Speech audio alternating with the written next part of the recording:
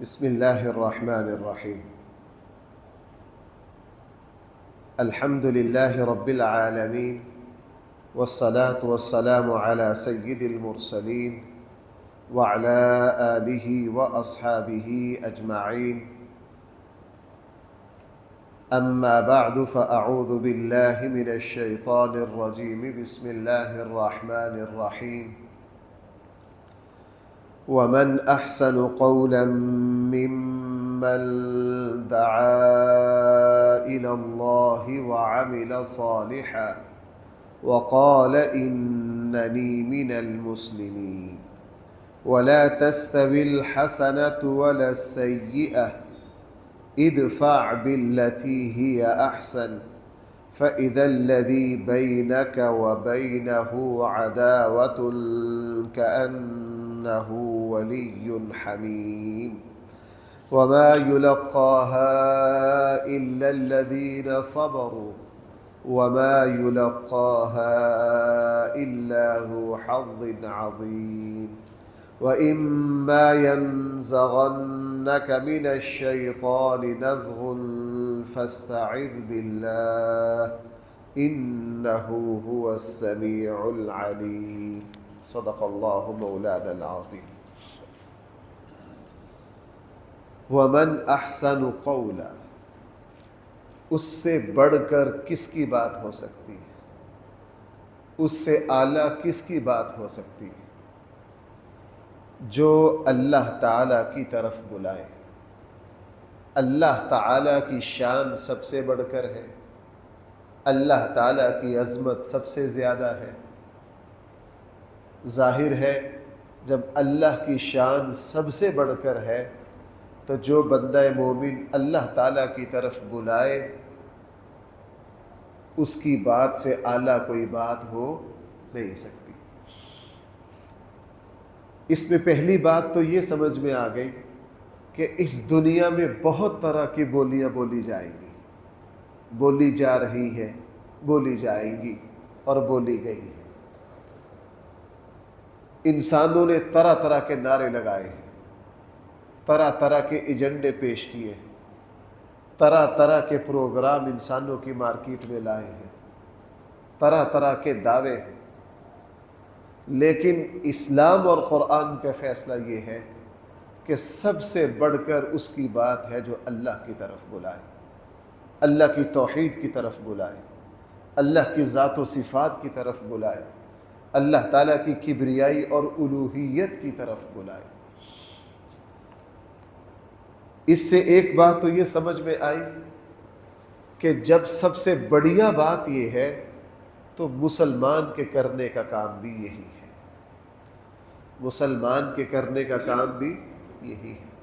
ہمارے یہاں یہ سوال پیدا ہوتا ہے کہ مذہبی ہم آہنگی کس طرح پیدا ہوگی، سیاسی ہم آہنگی کس طرح پیدا ہوگی، لسانی ہم آہنگی کس طرح پیدا ہوگی، قومی ہم آہنگی کس طرح پیدا ہوگی۔ میں نے سب کا نام لیا اس لیے کہ آپ لوگ ہمارے ساتھ ایک زیادتی کرتے ہیں۔ آپ لوگوں نے ساری فرقہ واریت ہم مذہبی اور مولوی لوگوں کے کھاتے میں ڈال رکھی ہے، جیسے اس ملک میں اس کے علاوہ اور کوئی فرقہ واریت ہے ہی نہیں۔ میں اکثر یہ مضمون بیان کرتا ہوں کہ جب بھی فرقہ واریت کا لفظ بولا جاتا ہے نا، سمجھا جاتا ہے شاید یہ بس مذہبی فرقہ واریت ہے۔ فرقہ واریت کی بہت ساری قسمیں اور ساری بری ہیں۔ جس ہم مذہبی فرقہ واریت بری ہے، سیاسی فرقہ واریت بھی بھائی وہ بہت اچھی چیز ہے۔ ہمارے ملک میں جو جماعتیں لڑتی رہتی ہیں ماشاءاللہ، اس سے تو پٹرول نکلتا ہے نا ہمارے یہاں سے، اس سے آسمان سے سونے کی بارش ہوتی ہے۔ یہ جو الیکشنوں میں جو ہمارے یہاں پورا ملک مچھلی بازار بنتا ہے، اس سے بھائی کتنی خیر پھیلتی، اور ہمارے یہاں جو لسانی تفریق پیدا ہو گئی، اور اس میں صرف اللہ کے فضل سے نہ کہہ سکتا ہوں، اللہ کے فضل سے ہمارا پنجاب ہی تھوڑا سا پیچھے ہے، اور اللہ اس کو پیچھے ہی رکھے، اس گند میں شامل نہ کرے۔ آپ جائیے بلوچستان میں کہ لسانیت کا بت کس طرح تراش لیا گیا ہے، آپ جائیے ذرا اندرون سندھ میں۔ میری عمر بہت چھوٹی تھی، میں جماعت میں پہلی مرتبہ سندھ گیا تھا۔ یوں کہہ لیجئے کم سے کم آج سے کوئی 30-31 سال پرانی بات ہے۔ پہلی دفعہ میں سندھ گیا، ہم ایک مرکز میں ٹھہرے، وہاں ہم سبزی والی دکان سے سبزی لینے گئے، تو وہ جو صاحب دکان تھی وہ بڑی، اس نے پوچھا کہاں سے آئے؟ ہم نے بتایا پنجاب فلاں جگہ سے۔ وہ بڑی حقارت سے پیش آیا۔ میں بچہ تھا، مجھے سمجھ نہ آئے۔ میرے ساتھ جو بڑے تھے بزرگ، میں نے ان سے پوچھا، میں کہا چچا جی ہمارے ساتھ اتنے غصے سے کیوں پیش آئے؟ ہم نے اس کی دکان، کہنے لگے بیٹا یہاں قومی تعصب کا جو ہے، لسانی تعصب کا جو اثرات ہے وہ ہے۔ یہ بات ہے 30 سال پرانی۔ میں بچہ تھا، مجھے پہلی مرتبہ پتہ چلا تھا کہ زبان کی بنیاد پر بھی کوئی پاکستان میں جھگڑے ہیں۔ مجھے اس سے پہلے، ہم طالب علم تھے، کوئی پتہ ہی نہیں تھا ہمیں۔ اور اس وقت جو صورتحال ہے، الامان الحفیظ، پورے بلوچستان میں جائیے، پختونخوا میں جائیے، اندرون سندھ میں جائیے، کراچی میں جائیے، مہاجر اور فلاں پتہ نہیں کیا کچھ ہے۔ تو ان تمام تفرقہ بازیوں کا حل مسلمانوں میں بہت آسان ہے کہ مسلمان صرف 2 باتوں پر آ جائے، لا الہ الا اللہ اور محمد رسول اللہ صلی اللہ علیہ وسلم۔ اور ان علاقوں میں جہاں جہاں تھوڑی بہتی خیر باقی ہے، وہ انہی 2 کلموں کی وجہ سے باقی، انہی 2 کلموں کی وجہ سے باقی۔ اس نے فرمایا اس سے بڑھ کر کوئی بات ہی نہیں ہو سکتی جو تمہیں دعوت دے کس کی طرف؟ اللہ کی طرف۔ اور اسی لیے تمام انبیاء علیہم السلام کی دعوت اللہ کی طرف بلانا ہے۔ اور رسول اللہ صلی اللہ علیہ وسلم کے بعد آپ کے صحابہ پوری دنیا میں اسلام لے کر گئے۔ پوری دنیا میں بھائی اسلام لے کر کون گیا؟ رسول اللہ صلی اللہ علیہ وسلم کے صحابہ۔ آپ تمام صحابہ کرام کی دعوتیں اٹھا کر دیکھ لیجیے۔ ہمارے ہندوستان میں ایک بڑی عظیم شخصیت ہوئی، حضرت مولانا محمد یوسف صاحب کاندلوی نور اللہ مرقدہ۔ انہوں نے حیات الصحابہ لکھی 3 جلدوں میں۔ اس میں ایک جلد میں بہت سارا مواد جمع کر دیا کہ صحابہ کرام کس چیز کی دعوت دیتے، پوری دنیا میں جب گئے تو کس چیز کی دعوت دی۔ رسول اللہ صلی اللہ علیہ وسلم نے دنیا کے بادشاہوں کو خط لکھے، بھائی وہ 1000 صفحے کے تھے، 5000 صفحے کے تھے، چند سطرے، اس میں صرف اور صرف وہی پورے اسلام کی بات، پورے اسلام کی بات، پورے اسلام کی بات۔ اس لیے یہ آیت حد درجہ اہم ہے۔ وَمَنْ أَحْسَنُ قَوْلًا مِّمَّنْ دَعَا إِلَى اللَّهِ، اس سے بڑی بات کسی کی نہیں ہو سکتی، اس سے بڑی بات کسی کی نہیں ہو سکتی جو کس کی طرف بلائے۔ دیکھیں ہم اذان میں جو کچھ کہتے ہیں، اگر ممبروں سے یہی کچھ بیان کیا جانے لگے، اور اگر ہمارے لیڈر یہی کچھ بیان کرنے لگ جائے، جو کچھ اذان میں کہا جا رہا ہے، جو کچھ اذان میں کہا جا رہا ہے، تو خیر پیدا ہو جائے۔ جو کچھ قرآن میں کہا جا رہا ہے، جو کچھ آقا کریم صلی اللہ علیہ، دیکھو بھائی میری ایک بات سنو ذرا، ہماری حالت عرب کے صحراؤں سے بدتر نہیں ہے۔ بھائی میں کیا بات عرض کر رہا ہوں، ہماری حالت اللہ کے نبی جس معاشرے میں تشریف لائے اس سے بدتر۔ وہ اتنا متعصبانہ قبائلی سسٹم تھا، عربوں کے یہاں اپنے آپ کو عرب کہنا، باقیوں کو عجم، پھر عربوں میں یہ قریشی ہے، یہ فلاں ہے، یہ فلاں ہے، یہ فلاں ہے، اور ان میں طبقاتی تقسیم اتنی زیادہ کہ جناب عام بندوں میں سے کسی کا لباس اس قابل نہیں ہے کہ اس لباس کے ذریعے وہ بیت اللہ کا طواف کرے، یا رات کو ننگے ہو کر کرے، یا مکہ کے سرداروں میں سے کسی سے اس کا لباس مانگے۔ حج آ جاتا قرآن کہہ رہا ہے، میں اپنی طرف سے تھوڑی کہہ رہا ہوں۔ بڑے بڑے سردار عرفات نہ جاتے، وہ کہتے نہیں ہم عرفات نہیں جاتے۔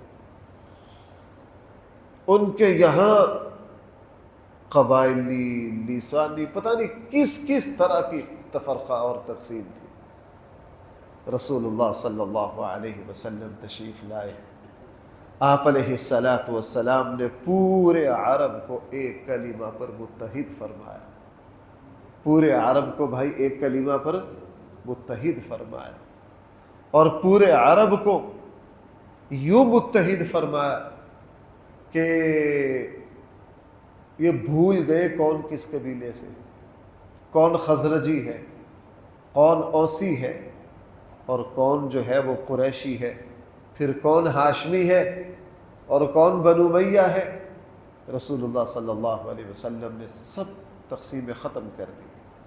آپ علیہ السلام نے اپنی 2 بیٹیاں بنو امیہ میں دی۔ کس میں دی بھائی؟ حضرت عثمان کون ہے؟ بنو امیہ ہے۔ ہمارے یہاں آج کل پورے ملک میں کوشش ہو رہی ہے ایک فرقہ کی طرف سے کہ بنو امیہ کو گالی بنا دیں۔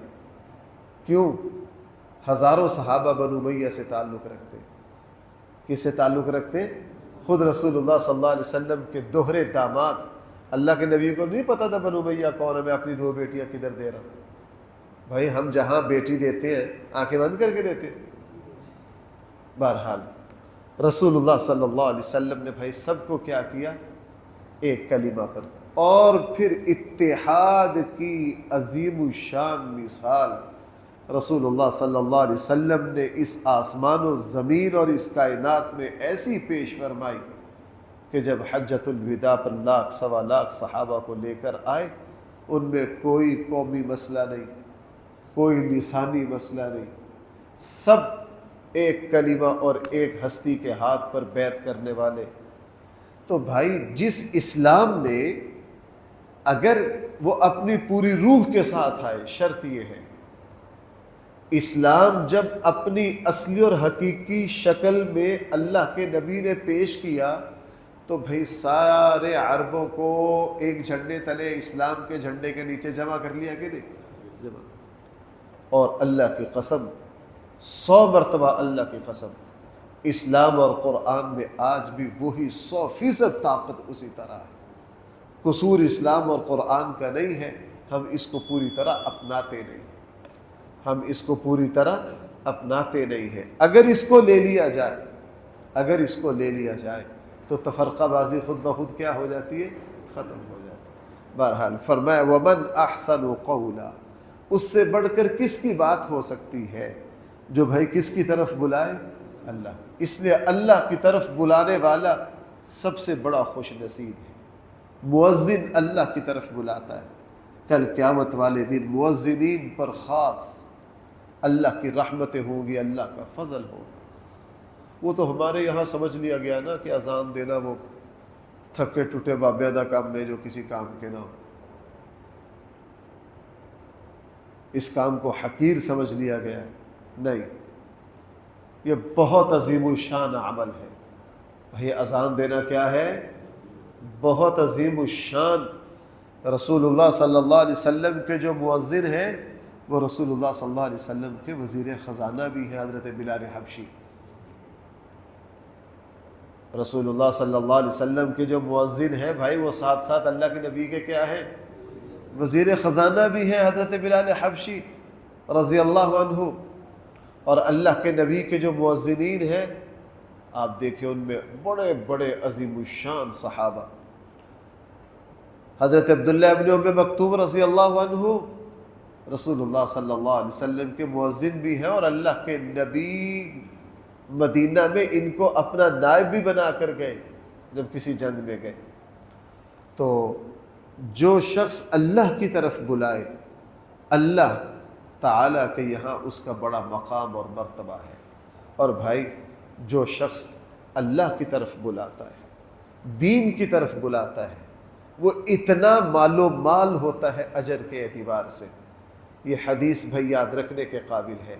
نبی کریم صلی اللہ علیہ وسلم نے فرمایا کہ جو مسلمان اچھائی کی دعوت دیتا ہے، خیر کی دعوت دیتا ہے، اخلاق اور شرافت کی دعوت دیتا ہے، اور اس کی دعوت سے جتنے لوگ اس اچھائی پر کھڑے ہو جاتے ہیں اللہ تعالیٰ ان اچھائی پر کھڑے ہونے والوں کو بھی اجر دیتا ہے، اور ان سب کی نیکیوں کا اجر اس مسلمان کو بھی دیتا ہے جو ان کو نیکی کی طرف لایا ہے۔ اس لیے بھائیوں، آپ ذرا تصور کیجئے آقا کریم صلی اللہ علیہ وسلم کا اجر کتنا ہوگا۔ سارے مسلمان جو نیکی اور خیر کی طرف آئے، کس کی دعوت پر آئے؟ قرآن کریم نے سورہ قلم میں جو فرمایا نا وَإِنَّ لَكَ لَأَجْرًا غَيْرَ مَمْنُونَ، نبی جی آپ کا اجر کبھی بھی ختم ہونے والا، اس کی ایک حکمت یہ بھی ہے، ایک وجہ یہ بھی ہے کہ قیامت تک پوری امت مسلمہ، بلکہ میں بلا تکلف یہ کہہ سکتا ہوں قیامت تک جہاں جہاں اللہ کا اور دین کا صحیح تعارف ہوگا وہ سارا رسول اللہ صلی اللہ علیہ وسلم کے مرہون منت ہے، آپ کی محنت کا نتیجہ ہے، تو سارا اجر کس کو جا رہا ہے؟ اس لیے بھائیوں، ہم اگر خیر کی بات کریں، اچھائی کی دعوت دیں، قرآن کی دعوت دیں، اسلام کی دعوت دیں، اللہ کی توحید کی دعوت دیں، نماز کی دعوت دیں، اخلاق حسنہ کی دعوت دیں، ہماری دعوت پر جتنے لوگ اچھائی میں آئیں گے ان سب کا اجر بھائی کس کو ملے گا؟ اس دعوت دینے والے کو۔ اور اس کا الٹ بھی حدیث میں ہے، اس کا مفہوم مخالف بھی حدیث میں ہے کہ جس شخص نے برائی کی دعوت دی، بھائی جس نے کیا دی؟ برائی کی دعوت دی، اور اس کی برائی کی دعوت پر جتنے لوگ اس برے عمل پر آ گئے ان سب کو فردن فردن بھی اپنی برائی کا گناہ ملے گا، اور اس شخص کو بھی ملے گا جس نے دوسروں کے سامنے برا راستہ کھولا، جس نے دوسروں کے سامنے بھائی کیا کھولا؟ ہاں، اس لیے اس امت میں سب سے زیادہ اجر جو ہے وہ آقا کریم صلی اللہ علیہ وسلم کا ہے، اور آقا کریم صلی اللہ علیہ وسلم کے بعد سب سے زیادہ اجر جو ہے وہ رسول اللہ صلی اللہ علیہ وسلم کے صحابہ کا ہے۔ اس لیے یہاں فرمایا اس سے بڑھیا کسی کی بات ہو ہی نہیں سکتی، دعا الی اللہ، جو کس کی طرف بلائے بھائی؟ اللہ کی طرف بلائے۔ اس لیے بھائیوں، ہم سب جہاں جہاں بیٹھتے ہیں، جہاں جہاں ہماری آواز جاتی، جہاں جہاں ہماری آواز جاتی، ہم اچھائی کے داعی ہیں، ہم خیر کے داعی ہیں، ہم دین کے داعی ہیں، ہم اسلام کے داعی ہیں۔ ہم کیا ہیں؟ اسلام کے داعی ہیں۔ آج خیر کی دعوت دیتے ہوئے ہم شرماتے،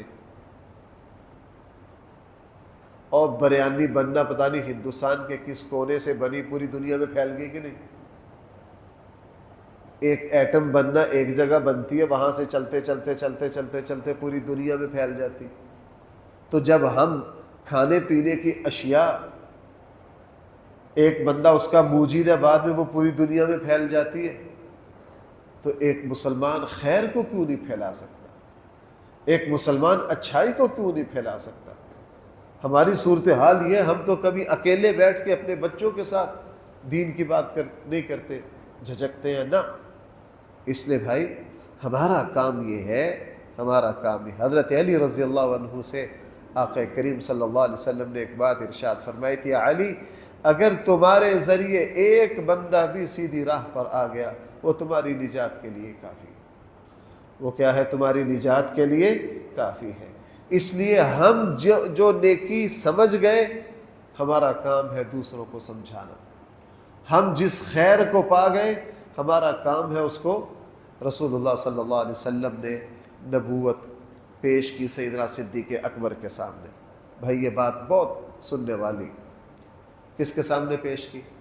حضرت سیدنا، کہا میں اللہ کا رسول ہوں۔ صدیق اکبر واحد وہ شخص ہے بغیر سوچے فی الفور کہا صدقتا، آپ بالکل سچ کہہ رہے ہیں، میں آپ کو اللہ کا رسول مانتا ہوں، آپ پر ایمان لاتا ہوں۔ بالکل نہیں سوچا، بالکل صحیح کہہ رہے ہیں، آپ اللہ کے رسول، اور میں آپ پر کیا لاتا ہوں؟ ایمان لانے کے بعد آج ایمان لائے، اپنے پکے یار دوستوں کو جمع کیا. حضرت عثمان کو بلایا, حضرت زبیر کو بلایا, حضرت طلحہ جو اپنے حضرت عبد الرحمن بن عوف جیسوں کو بلایا. بلا کر کہا کہ میری اور آپ کی دوستی کتنے عرصے سے ہے؟ کہا ہم تو بچپن سے اکٹھے. انہوں نے کیا کہا؟ ہم تو بچپن سے اکٹھے ہیں, بڑا عرصہ سے ہماری آپ سے دوستی ہے. مجھے دوستی میں کیسا پایا؟ انہوں نے کہا آپ سے زیادہ خیر خواہ ہم نے کوئی دوست نہیں دیکھا. آپ ہمارے ایسے دوست ہیں جنہوں نے آج تک ہمیں خیر کے علاوہ اور کوئی راہ نہیں دکھائی. میری دوستی پر اعتماد اور بھروسہ ہے؟ کیوں نہیں؟ آپ سے بڑھ کر تو اس وادی میں کوئی دوست ہے ہی نہیں. کہا اچھا, اگر میری دوستی پر بھروسہ کرتے ہو تو میں تمہیں ایک بات بتاتا ہوں. اللہ کے آخری رسول ہم میں آ گئے ہیں, میں ان پر ایمان لایا ہوں, تم بھی ایمان لاؤ, تم بھی کیا کرو.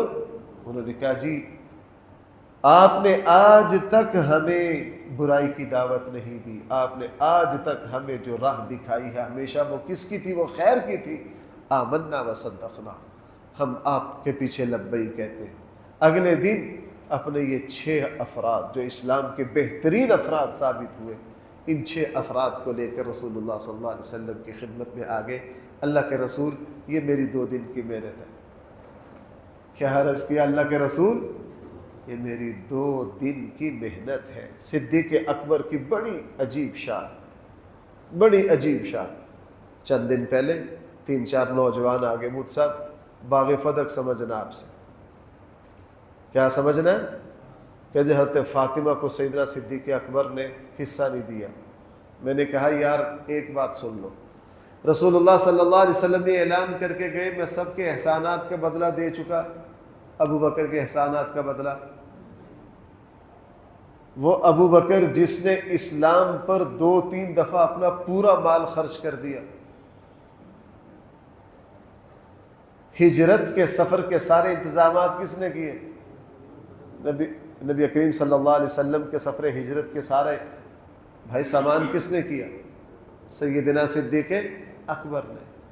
جس نے اپنا سارا مال رسول اللہ صلی اللہ علیہ وسلم پر وار دیا, جس نے اپنا سارا مال اسلام پر وار دیا, اور خود رسول اللہ صلی اللہ علیہ وسلم اعلان کر کے جا رہے ہیں میں سب کے احسانات کا بدلہ دے چکا, ابو بکر کے احسانات کا بدلہ. میں نے کہا کیا خیال ہے اس ہستی کے بارے میں؟ اور وہ ماشاءاللہ پڑھے لکھے نوجوان تھے. کیا لگا مفتی صاحب یہ کافی ہے, یہ بات کیا ہے؟ کافی ہے, یہ نکتہ کافی ہے صدیق اکبر رضی اللہ عنہ کی بات کو سمجھنے کے لیے. یہ نکتہ کافی ہے. بہرحال فرمایا ومن احسن قولا, اس سے بڑھیا اور اعلیٰ کسی کی بات ہو ہی نہیں سکتی, ممن دعا الی اللہ, جو کس کی طرف بلائے. اور قرآن کریم کی وہ آیت ہے قل ہذہ سبیلی ادعو الی اللہ. بھائی آپ کو ایک لطیفہ سناؤں, توجہ کرے ذرا. یہ جو ایتے ہیں نا, جو جماعت جو مسلمانوں کا طبقہ کچھ ایتے پڑھتا ہے نا, ہم کہتے ہیں یہ ان کے نام رجسٹرڈ ہیں, ہمارے لیے نہیں. اور وہ بھی سمجھتے ہیں ہمارے نام رجسٹرڈ ہے, دوسروں کے لیے نہیں. حالانکہ پورا قرآن کریم سارے مسلمانوں کے لیے رجسٹرڈ ہے. بھائی پورا قرآن کریم کس کے لیے ہے؟ وہ ہمارے تبلیغی جماعت والے یہ آیت پڑھتے ہیں قل ہذہ سبیلی ادعو الی اللہ. وہ پتہ نہیں سمجھتے ہیں کہ نہیں سمجھتے کہ یہ ہمارے ہی لیے ہے. لوگ سمجھتے ہیں یہ تو وہ آیت ہے جو فلاں جماعت پڑھ دی. نہ, قرآن کی ہر آیت ہر مسلمان کے لیے. میں غلط تو نہیں کہہ رہا بھائی؟ قرآن کی ہر آیت کس کے لیے ہے؟ ہر مسلمان کے لیے ہے. کوئی قرآن کی آیت ایسی نہیں کہ اس پر عمل ایک طبقہ کرے گا دوسرا نہیں کر سکے گا. یہ تو ہندوؤں والا مذہب ہے, طبقات, کہ جی ہم اونچے درجے کے ہندو ہیں, ہم نہیں یہ کریں گے تم کرو گے.